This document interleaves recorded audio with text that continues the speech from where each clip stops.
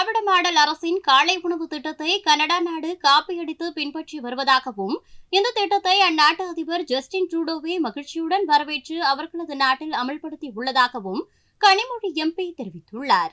கர்மவீரர் காமராஜர் அவர்கள், பெருந்தலைவர் காமராஜர் அவர்கள் கொண்டு வந்ததுதான் மதிய உணவு திட்டம்.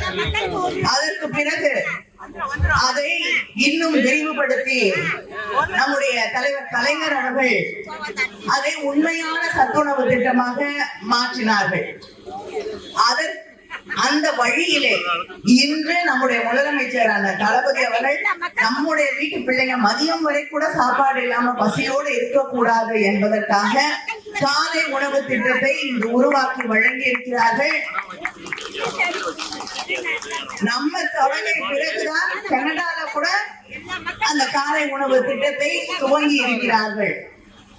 அந்த நாட்டின் அதிபரும் அவரும் நாங்க குழந்தைகளுடைய எதிர்காலத்தை அது மேன்மையானதாக இருக்க வேண்டும் என்பதற்காக இந்த காலை உணவு திட்டத்தை தொடங்கி இருக்கோம் என்று மகிழ்ச்சியோடு தெரிவித்திருக்கிறார்.